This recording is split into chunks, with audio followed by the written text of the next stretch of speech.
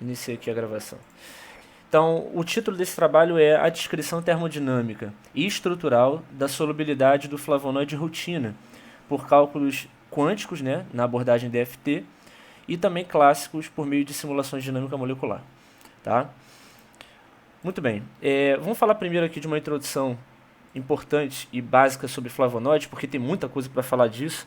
Realmente ficaria algo muito extenso. Assim, resolvi sintetizar o máximo que eu pude.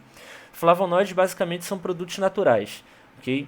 E aí a ocorrência desses produtos naturais é principalmente em plantas, em vegetais, e mais especificamente em folhas de vegetais, em frutos e em flores.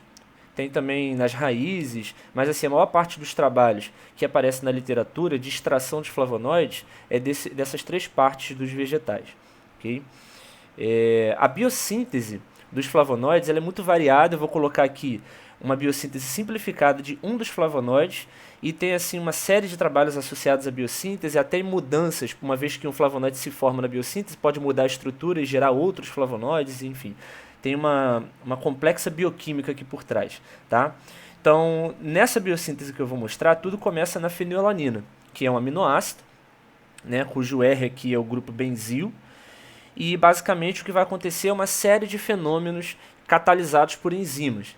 Okay? Nessa primeira etapa, ocorre uma eliminação do grupo amônia, né? Esse carbono aqui perde o grupo amino, o seu vizinho perde um hidrogênio para formar uma ligação dupla ali, que é o ácido cinâmico. Né? Depois, uma outra enzima entra em ação e coloca aqui na posição para do anel uma hidroxila. E aí já aparece o primeiro grupo fenol. Os flavonoides são considerados polifenóis em farmácia. Então você tem anéis aromáticos e uma série de grupos hidroxilas. Esses grupos hidroxilas são assim centrais nas propriedades físicas, químicas, biológicas dos flavonoides. Então aqui já apareceu o primeiro grupo hidroxila. Uma outra enzima entra em ação para ligar aqui nesse ácido carboxílico, ele perde o seu hidrogênio e vai se ligar aqui um radical de acetilcoenzima A. Okay? E aí depois uma outra enzima entra em ação para poder formar o que a gente chama de chalcona. O que é a chalcona? Ela vai introduzir aqui, no lugar do acetilcoenzima A, né, desse radical, vai introduzir um segundo anel aromático. Então repara que, deixa eu ver se eu consigo pegar uma caneta, repara que esse grupo aqui, ó, era o que estava presente no ácido cinâmico. Né? Na verdade, esse aqui todo, deixa eu apagar aqui. Na verdade, é esse aqui tudo. Já estava presente no ácido cinâmico, né? Que é isso aqui.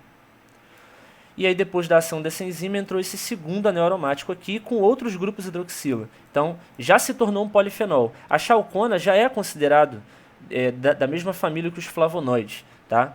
Aqui nessa etapa aqui já.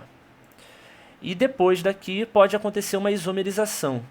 Apagar as anotações. Então aqui pode acontecer uma isomerização. Como é que funciona? Esse carbono aqui da dupla captura o hidrogênio. Aliás, captura o hidrogênio não. Se liga ao oxigênio e esse hidrogênio vem para esse carbono para fechar a cadeia, né? Vai acontecer uma isomerização e vai formar a naringenina, que é um flavonoide já, tá? Repara que esse último anel aqui que se forma, né? Esse heterociclo aqui, ó, ele só se forma por conta da isomerização. E talvez seja por conta disso que ele é chamado, que esses anéis primeiros aqui são chamados de anéis A e B, e o último formado na biossíntese é chamado de anel C dos flavonoides. Tá? Eu acredito que seja por conta de ser o último anel formado na isomerização. Não li nada a respeito sobre isso, mas acredito que seja. Então você já consegue ver que tem 3 grupos hidroxila aqui, né? Por conta de ser um polifenol que eu falei antes. A estrutura química dos flavonoides da maioria deles, é muito parecida com essa daqui. Algumas coisas podem mudar, como por exemplo aparecer uma ligação dupla, ou então mais ou menos grupos hidroxila fenólicos aqui. Às vezes aparece um radical ligado, enfim, tem uma série de modificações que pode acontecer na estrutura desse flavonoide aqui. Tá? Mas todos eles têm a maioria, perdão, né? Tem esses anéis A, B e C, porque como eu falei, essa isomerização aqui ela pode ou não ocorrer. Tá? Bom, eu vou mostrar aqui as estruturas de alguns flavonoides, tá? Que assim são objetos de estudo de uma série de grupos de pesquisa envolvendo atividades anticâncer, anti-inflamatórias, enfim. O primeiro flavonoide extraído na natureza, historicamente, foi a rutina, ok? Ela apresenta esses anéis que eu falei, A, B e C, e como eu falei, pode ter um substituinte, né? Isso aqui complica muito computacionalmente, porque o número de elétrons a computar nos cálculos quânticos é muito grande por conta desse açúcar, né? Mas foi um desafio que a gente resolveu enfrentar desde que eu terminei o meu mestrado, que é estudar mais a fundo a rutina. Sua solubilidade, que é o objeto de estudo desse trabalho, enfim, a capacidade de se complexar a metade de transição também é uma propriedade importante. Enfim, a gente resolveu enfrentar porque é realmente um flavonoide muito estudado e muito relatado na literatura. Mas tem outros. Eu coloquei aqui uma isoflavona, ela é chamada de iso porque é um isômero de posição dessa estrutura mais comum, né? O anel aqui, o anel B, tá, o anel B, não, perdão, o anel C está ligado nesse carbono vizinho ao oxigênio, aqui está ligado mais embaixo. Então é uma isoflavona. A catequina, a epigalocatequina, o canferol e a quercetina. Todos têm essa mesma estrutura de anéis A, B e C. Tá? Todos esses flavonoides foram objetos de estudo do nosso grupo aqui de química quântica com o Wagner. Todos eles passaram por publicações. A rutina foi o único artigo do meu mestrado, depois foi o primeiro do meu doutorado também, envolvendo complexos. Agora, o segundo artigo da rutina do meu doutorado, que está em construção, envolvendo a solubilidade, que é o tema desse trabalho. Essa daqui foi da minha colega de doutorado, o primeiro artigo, da Isabel. Catequina também, envolvendo o meu projeto de doutorado. Inclusive, eu queria estender a discussão da solubilidade para a catequina, sem querer dar um spoiler, que eu já ia falar com o Luciano depois. A quercetina e o canferol e pegalocatequina, eu acho que foram de trabalhos, o Wagner pode confirmar melhor que eu, de alunos de mestrado, a Malúcia e, enfim, outros alunos anteriores a mim. Tá? Reparem que a rutina, quando perde o seu açúcar, a sua unidade de sacarídeos aqui, ela se transforma na quercetina. Né? E isso é muito comum. A rutina é um dos, sei lá quantos, muitos flavonoides que tem essas unidades de sacarídeos. E isso tem um papel importante na bioquímica, porque essas unidades podem sair por reações de hidrólise. Né? Então essa segunda unidade aqui de raminose pode sofrer hidrólise e depois esse açúcar é usado pelo vegetal para produzir energia ou alguma outra coisa do tipo. E esse anel de rutina, de glicose, perdão, também pode sair para participar de reações bioquímicas. Tá? No caso, quando as duas unidades saem, a rutina se transforma em quercetina. Muito bem, então falando um pouco mais da rutina, a estrutura da rutina é essa daqui, eu coloquei mais alguns detalhes, que foi a figura lá do artigo do mestrado, que mostra aqui 6 ângulos de torção, né? O ângulo Φ1, Φ2, Φ3, Φ4, Φ5, Φ6, tem outros aqui, ângulos de torção, mas esses são os principais, porque o giro dessas ligações sigmas provoca uma mudança muito drástica na conformação. Então isso mostra que a molécula é muito flexível, ela tem um grau de liberdade muito alto. Tá?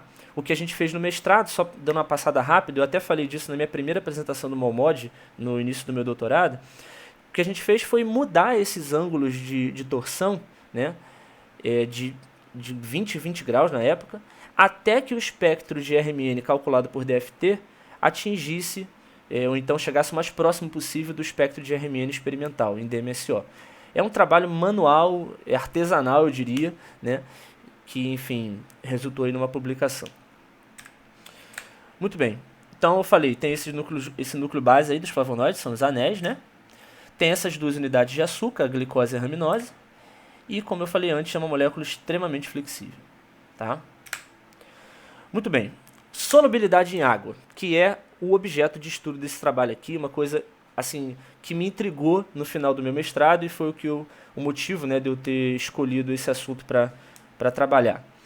A solubilidade de um disacarídeo comum e conhecido de todo mundo, que é a sacarose, é de 1970 gramas por litro. A solubilidade, só passando pelo conceito, basicamente tem a ver com a quantidade máxima de soluto que consegue estar presente num solvente, uma certa quantidade de solvente, quando está em equilíbrio com o seu sólido que não está dissolvido. Né? Então é uma solução saturada com um corpo de fundo e a quantidade dissolvida no líquido é o que a gente chama de solubilidade. Tá?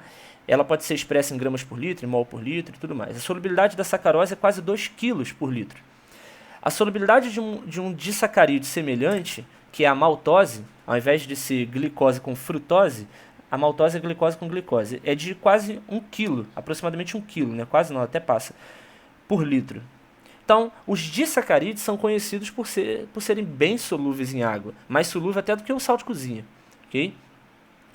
Quando a gente pensa num flavonoide que tem um disacarídeo, que é a rutina, a solubilidade é estrondosamente menor, né? É quase zero, 0,125 gramas por litro. Então é curioso que uma molécula que tem uma série de grupos hidroxila, fenólicos por ser um flavonoide e também alcoólicos por conta aí do açúcar, né? É curioso que esse composto seja pouco solúvel em água.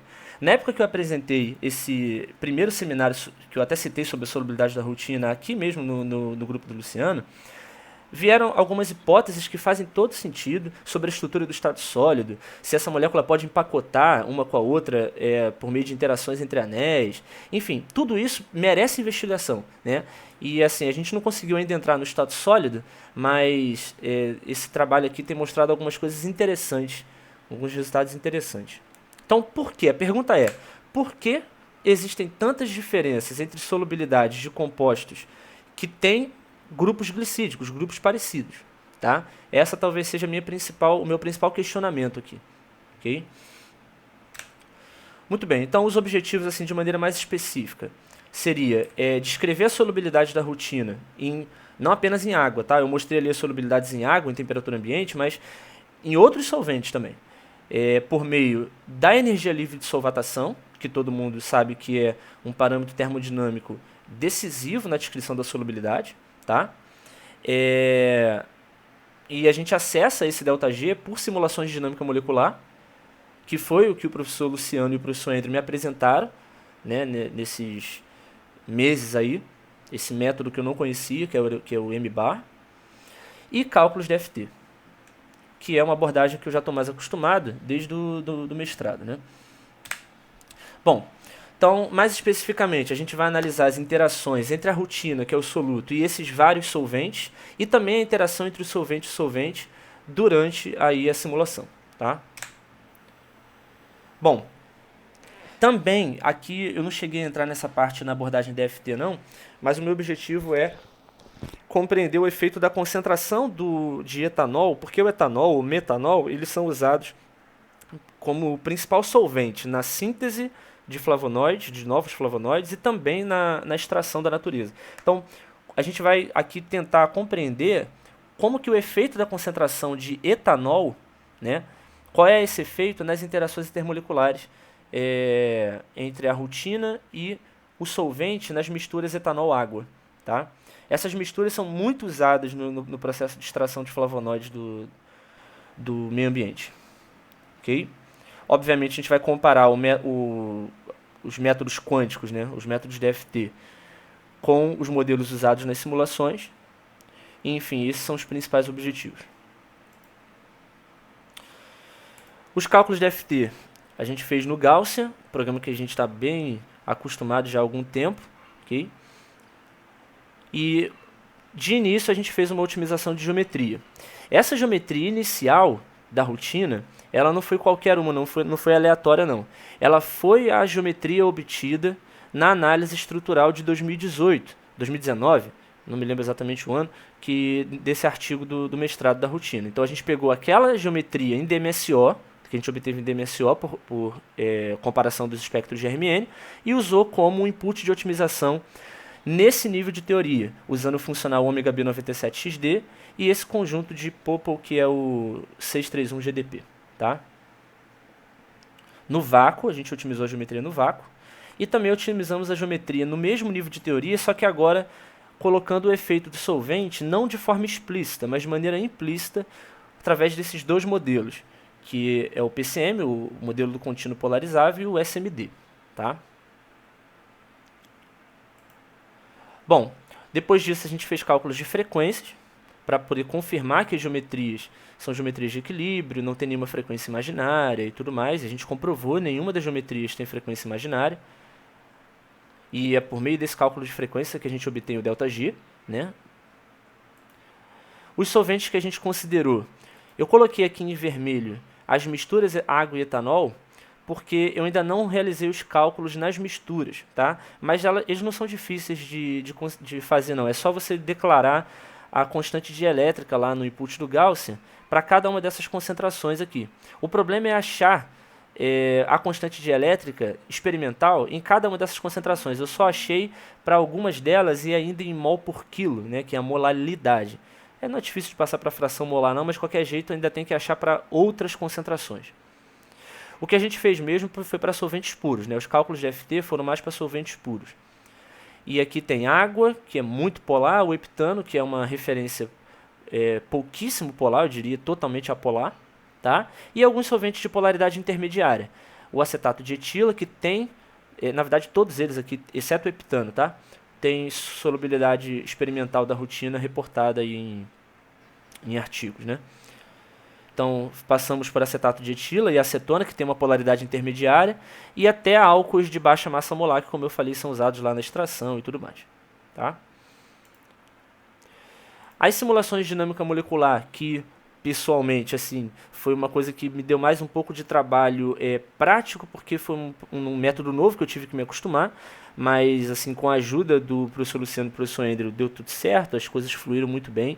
E me animei bastante, porque era um dos meus principais objetivos, né? Aprender realmente assim, o funcionamento de uma dinâmica, o processo mais prático, né? Porque pode ser pode ser uma técnica que com certeza eu posso usar no futuro.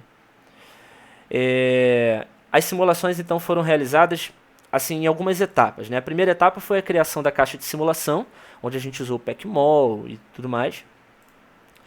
A minimização da energia dessa caixa, para poder eliminar as interações repulsivas e diminuir a energia, ok? Uma primeira etapa de equilibração no ensemble NPT, depois uma segunda etapa NPT também, usando diferentes baristatos aqui, e depois uma simulação de produção NPT, ok? E depois disso, a gente fez 14 simulações. Essas 14 simulações eu vou entrar em detalhes depois como é que funciona essas 14 simulações, porque ela vai fornecer dados para o cálculo da energia livre, okay? Pelo método M-bar. Eu vou voltar nisso aqui no futuro, não quero me prender muito nisso agora não, tá? E o resultado, como eu falei, para o cálculo de energia livre, foi lido por esse código, né, escrito em Python, que é o PyM-bar. Ele pega o método M-bar e calcula lá a energia livre de solvatação usando esses dados da simulação, e os cálculos são feitos numa rotina em Python, ok? Muito bem, então o input inicial foi gerado usando o PECMOL, okay? As caixas têm uma dimensão de em torno de uns 4,5 nanômetros. A etapa de minimização de energia foi feita em 3.000 etapas, né? E as equações de movimento foram resolvidas usando o algoritmo de Verlet. Nas etapas de equilibração NPT1 e NPT2 foram usados diferentes baristatos. Na temperatura ambiente aqui, né, 25 graus Celsius aproximadamente, e 1 nanosegundo na primeira e 2 nanosegundos na segunda, tá? Na etapa de produção, que foi com certeza, né, um tempo maior, 50 nanosegundos de simulação, na temperatura ambiente, usando o baristato de Parrinello-Rama, perdão. Os campos de força utilizados aqui para as moléculas orgânicas, como o soluto e os solventes orgânicos, foi usado esse campo de força, né, o Trap Force Field, que a gente chama lá nos artigos e tudo mais. E o modelo de água usado foi o tipo 4P. Muito bem. Os cálculos de energia livre agora. A energia livre, tem vários métodos da dinâmica molecular para acessar a energia livre, mas a gente usou esse modelo, digamos assim, melhorado, né, do Bar. Basicamente é baseado em teoria de perturbação, né, que ele vai pegar dados de diferentes estados e, considerando todos esses estados, o M-bar considera todos os estados ao invés de um só, né, ele calcula a energia livre de solvatação. Esses estados têm diferentes valores de M. Esse M varia de 1 até 14. Como eu falei, foram 14 simulações, né, naquela etapa final. E no que influencia esse M?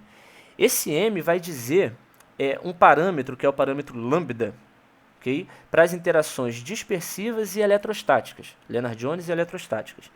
Então, se o m for igual a zero, o lambda eletrostático e de dispersão vale em certos valores. Então, você pode ir permitindo ou proibindo interações do tipo dispersivas e eletrostáticas ao longo desses estados. Então, você vai ter vários estados, né? São 14 simulações. Na primeira, só as interações dispersivas e não tem interações eletrostáticas. Na segunda, você vai mudando esses parâmetros, tá? E assim, até chegar no 14, que considera todas as interações, ok? Então aqui estão os valores de lambda. Então são 14 simulações. Quando o m vale zero, que é a primeira simulação, tanto o lambda de dispersão, né, de Lennard-Jones, como o eletrostático valem zero.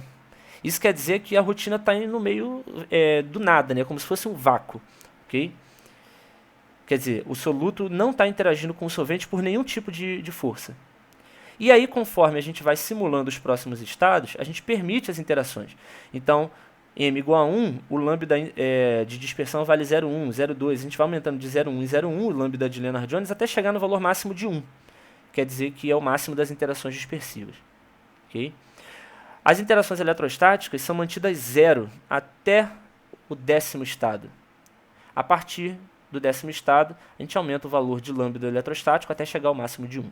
Okay? Nesse m igual a 14, aqui no último estado, o soluto está totalmente acoplado com o solvente, está totalmente ligado ao solvente ali, interagindo e tudo mais. Tá? Então o soluto não interage com o solvente. Nesse ponto, a partir desse ponto, começam as interações columbianas, né, eletrostáticas.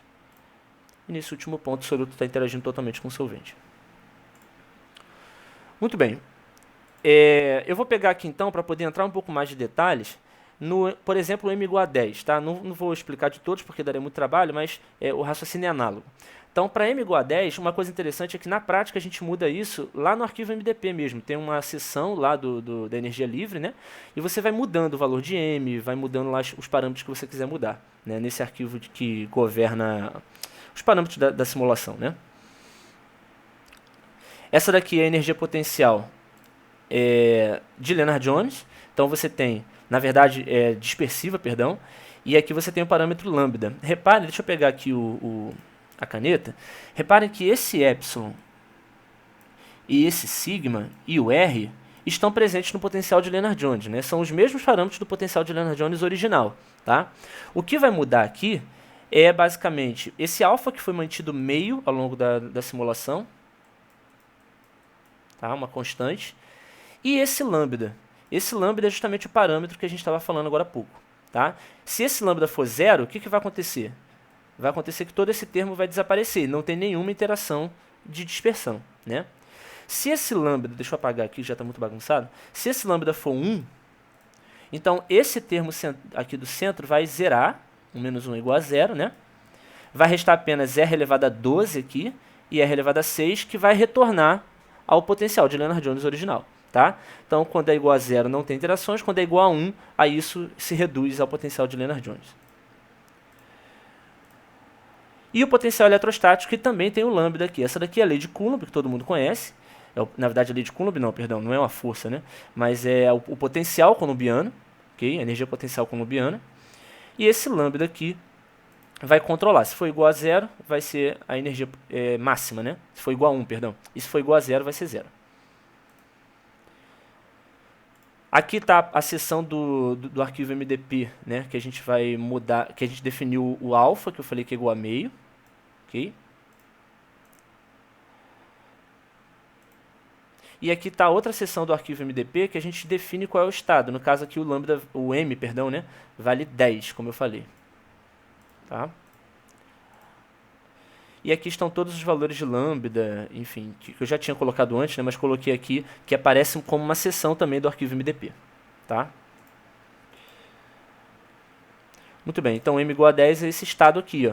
Repara que o lambda dispersivo vale 1 e o lambda de Coulomb vale 0. Quer dizer que é o último estado aqui onde não há interações coulombianas. Tá? Muito bem. Aqui ainda é o potencial de Lennard-Jones, né? Porque vale 1, Então, se vale 1 aqui vai zerar, então vai se reduzir a Lennard-Jones. É isso mesmo, achei que tinha colocado errado, mas está certo. E aqui a eletrostática ainda vale 0. Ok. Como eu falei, a gente usou o método, o software PyMBar para poder, é um script em Python, né, para poder computar as energias livres de solvatação, ok? E o processo assim mais prático, onde a gente faz, né, o cálculo de energia livre, é pegar a pasta que contém as 14 simulações e rodar esse código, esse software lá, esse código em Python, né, que contém essa flag "-p", que vai pegar todos os arquivos XGV das 14 simulações, ok? Esse 1500 aqui quer dizer que ele não vai considerar desde o início da simulação, ele vai considerar só, ele vai pular do início até 1500, né? Nanosegundos não, picosegundos talvez, a unidade, e aí a partir de 1500 é que ele vai começar a computar os dados de energia. A temperatura ambiente, e esse "-u" é a unidade, né? A gente pode definir aqui a unidade. No caso, a gente decidiu calcular o ΔG sem unidades. O ΔG tem como unidade no sistema internacional o Joule por mol, e no caso aqui a unidade que a gente definiu foi o kBt, onde kB é a constante de Boltzmann. Então, o ΔG dividido por kBt, em unidades de kBt. E esse fator é Joule por mol, Joule por Kelvin mol, né? Que é a unidade da constante de Boltzmann, a mesma unidade de entropia molar, vezes Kelvin, onde corta aqui você vai ter Joule por mol, e o ΔG vai ser, na verdade, adimensional, ok? Esses são os resultados obtidos pelo método MBAR, né? No caso aqui eu peguei do 1-butanol. Então aqui você tem, na verdade, computado pelo método BAR e pelo método MBAR, que é uma melhora, porque considera digamos assim, uma aplicação da teoria de perturbação em muitos estados, ok?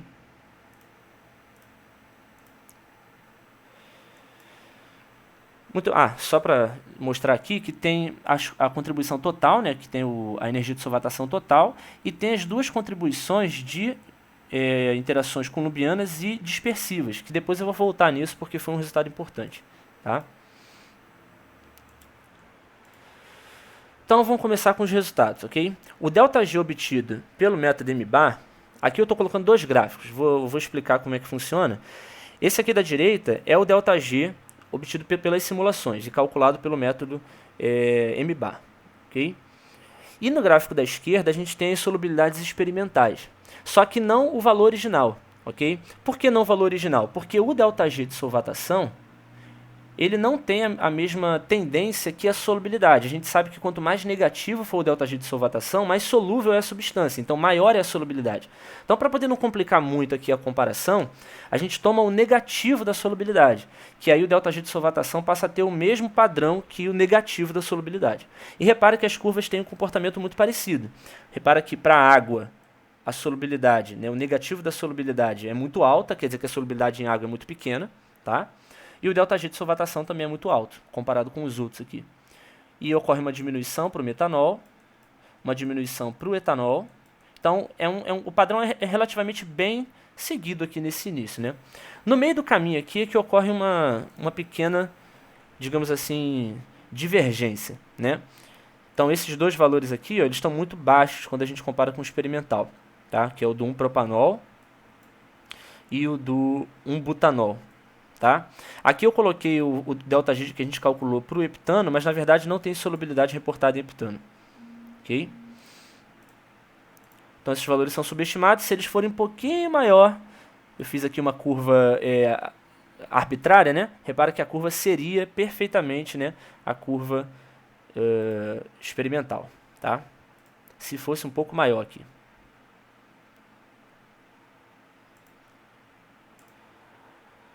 Bom, agora o ΔG obtido por DFT, e aqui tem sido um trabalho. Inclusive foi um resultado que eu queria mostrar para vocês por conta das interações. Olha só, tem aqui o MD das simulações, que é essa curva em rosa, essa mesma que eu mostrei antes aqui, tá? Cadê ela? Tá aqui, só que aqui ela está numa escala diferente do que aqui, tá? Então, tem aqui o da simulação. Essa em azul é obtida por DFT no método SMD, tá? E essa em vermelho também é por DFT pelo método ômega B97XD. No método PCM, perdão.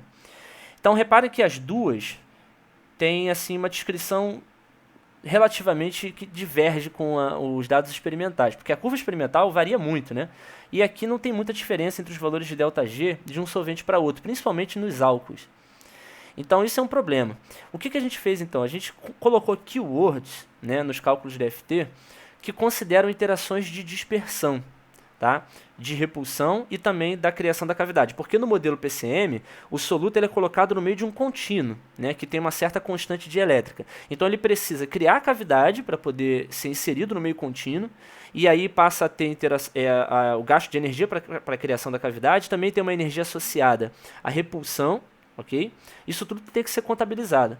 Quando a gente coloca essas keywords de energia, a gente obtém esses pontos em verde aqui, ó, que já se aproximam bastante da curva experimental, porque ocorre uma diminuição aqui da água para o metanol e também uma diminuição do ΔG. Okay?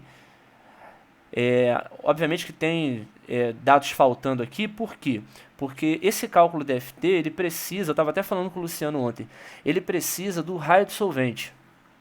E o raio de solvente não é assim um dado tão fácil de você conseguir não. Eu pesquisei ali, pesquisei aqui e eu não consegui para todos esses solventes. Até vi que pode ser usado aproximadamente o raio do hidrogênio, porque na prática é o hidrogênio que vai entrar em contato ali com o soluto, né, no modelo PCM. Mas enfim, não temos todos os dados ainda. Tá? Aqui para o final também tem um certo acordo, porque ocorre um aumento do ΔG, como a gente prevê aqui pelo método MBAR também. Tá?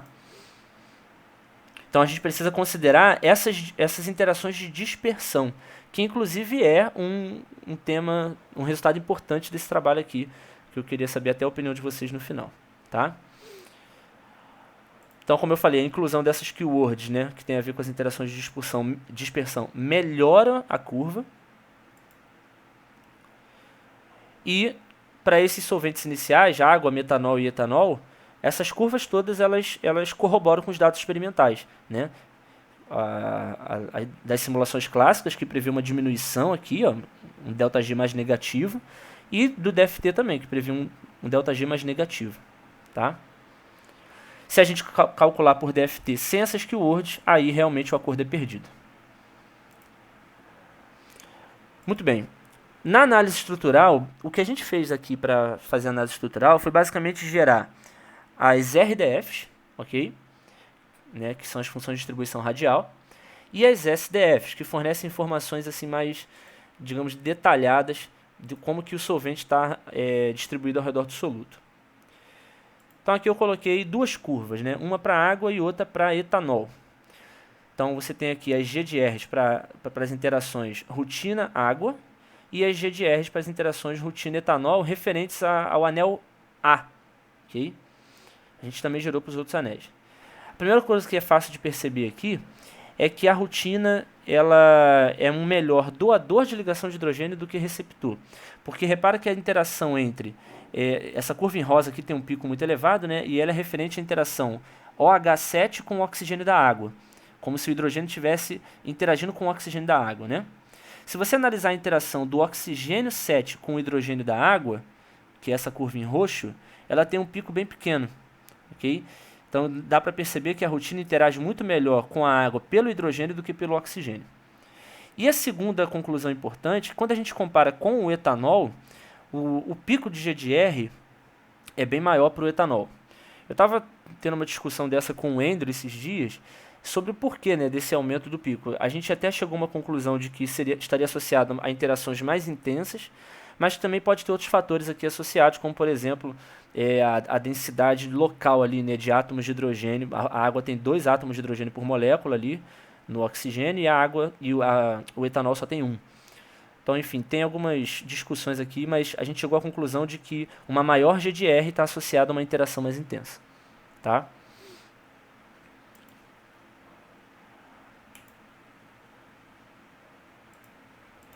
Bom, continuando na análise estrutural, aqui eu coloquei para o anel B e o mesmo padrão é observado. Né, uma curva mais intensa para o etanol e curvas mais intensas quando a rotina interage pelo hidrogênio do que pelo oxigênio. Okay?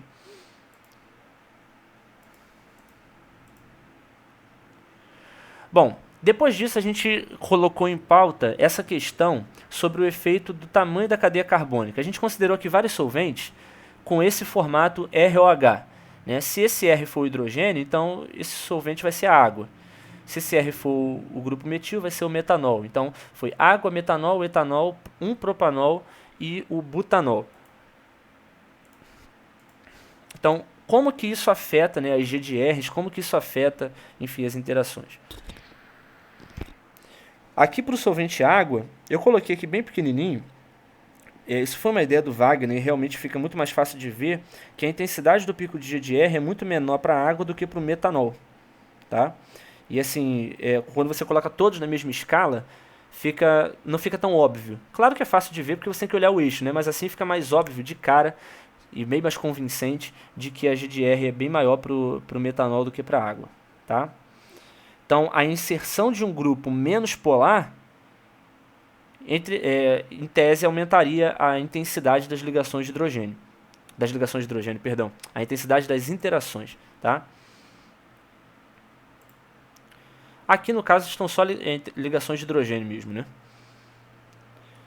Então, o aumento da cadeia aumenta esse máximo, esse pico da GDR. O mesmo é observado quando você coloca 2 carbonos e 3 carbonos. Olha lá, para 2 carbonos a intensidade é menor e para 3 carbonos a intensidade é maior ainda. Então parece haver uma certa importância dessas interações, para essas interações, né, a inserção de grupos não polares. Okay? A inserção desses grupos CHN, digamos assim. A água, como não tem esses grupos CHN, não é capaz de realizar interações dispersivas assim, muito grandes quando comparado às ligações de hidrogênio. Claro que todos os solventes fazem interações dispersivas, né? Mas as ligações de hidrogênio na água são muito mais expressivas. Então a solubilidade da rutina em água seria muito pequena, por conta da água só cobrir realmente interações eletrostáticas, que são as ligações de hidrogênio.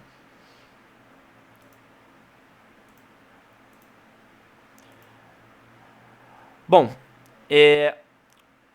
como que as interações eletrostáticas e dispersivas influenciam no ΔG de solvatação? Como eu falei, lá no resultado do M-bar, a gente consegue as contribuições das interações de Lennard-Jones e eletrostáticas, de Coulomb, né?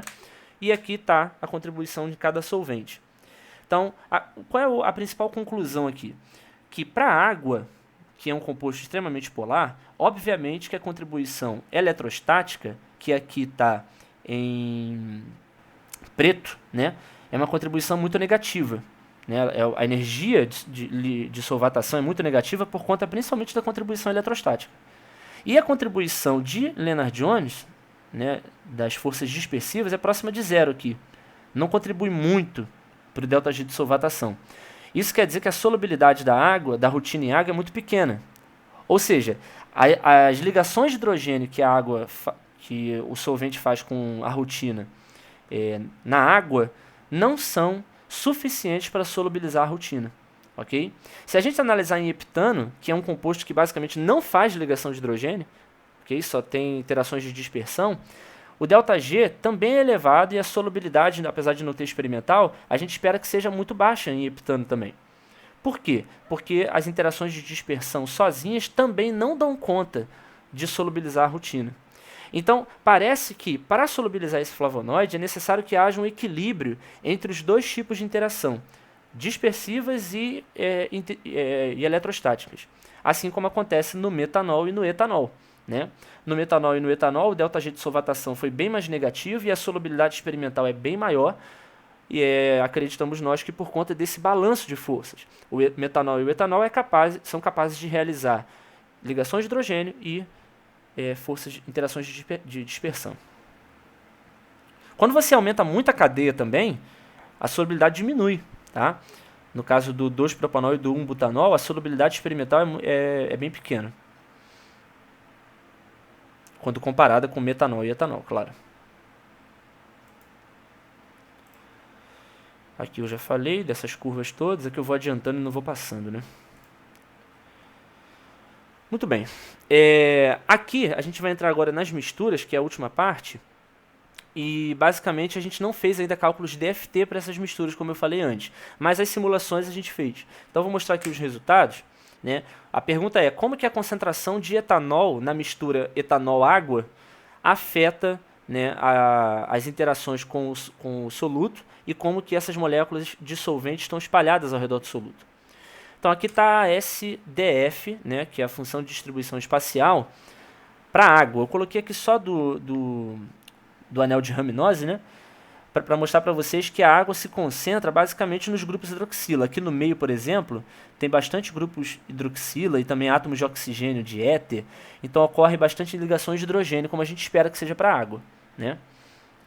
Quando a gente faz a SDF para o etanol, uma coisa diferente acontece. Também há ligações de hidrogênio, mas repara que aqui tem, eu coloquei em azul, né, grupos CH interagindo com o etanol, ok?